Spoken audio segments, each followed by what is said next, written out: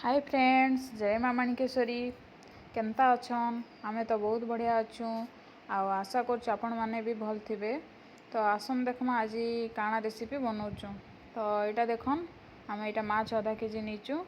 आने लुण गोटे चामच रु टे कम हवा आधा चामच पूरा पकईचु। मर्ची गुण टे यहाँ दीचु।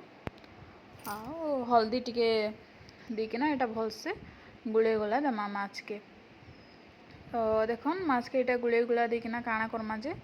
तो तेल टिके इटा सोरसो तेल नीचु माछ भाजबार लगी। माछ के छाणले भी आसी और भाजले भी आसी। तो आम इने तावा गुटे ने इटा सोरसो तेल टिके नहींकिना माछ के इटा भाजी देउचु। तो माछ के भाजबार लगी तेल टिके भल से इटा नेबे बोले जमती कि माछ टे भल से भाजी ही पारबा। तो यहाँ देखन गुटे गुटे करिकिना इटा तावारे आमे इटा भाजी देउचु।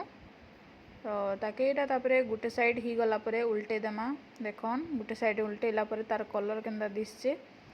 तो एमती कि ना इटा सब माछ के उल्टे देमा। उल्टे सारला परे माछ रो कलर देखन केते बढ़िया पूरा दिसचे।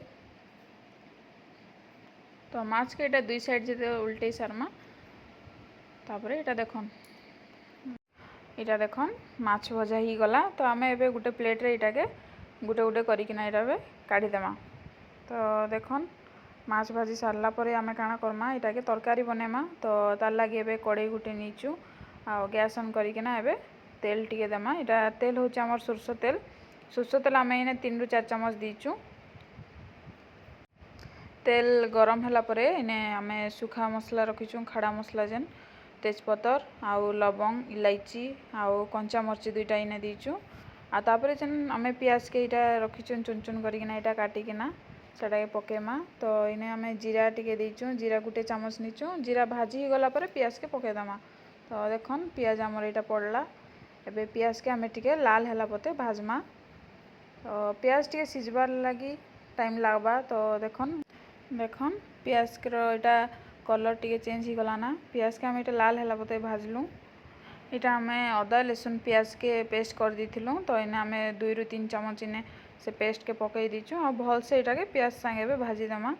तो देखन पेस्ट आबे भल से पूरा भाजी गला ना। तापरे इने आमे मर्ची गुण दीचु जेंडा कश्मीर लाल मिर्ची। तो सेटा बेसी राग नै ना कलर टिके आसबा। आ हल्दी गुण गुटे चामच दीचु। तापरे इटा भल से हल्दी गुण और मर्ची गुण के मिसेई किना भल से घांटी देमा। मसला के इटा भल से भाजुथुमा नहेले मसला भल से भाजी नहेले कंचा लागबा। तो देखन हमर मसलार कलर भी केते बढ़िया दिसचे। देखन माछ तरकारी रो मेन जिनिस तार मसला। तो सेथिर लगी आमे मसला के इटा भल से कसे देमा। तो मसला जेते भल से कसी हेबा तरकारीटा सेते बढ़िया लागबा। तो इटा देखन आमे टमाटो गुटे नीचु। टमाटो के आमे इटा ग्राइंडिंग कर दीचु। तो ग्राइंडिंग कर सारला परे इटा देखन ताके आमे भल से इटा मिसेई किना भाजमा। देखन तार कलरटा भी केते बढ़िया दिसचे। तो आमे एबे लून टिके दे देमा। इटा आमे गुटे चामच नून दीचु। नून दी सारला परे इटा के भल से घांटी देमा और तापरे प्लेट गुटे इटा ढाबी देमा।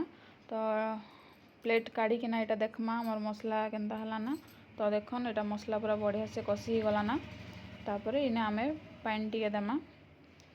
तो आमे इटा गुटे ग्लास ऊपरे पहले जेतकी माछ रो तरकारी करबा के चाहबे सेतकी आमे इटा करिचु। तो हमर पानी देखन गुटे ग्लास पूरा इटा पानी दीचु आ भल से इटा के तापरे फुटबा लागी छाड़ी देमा।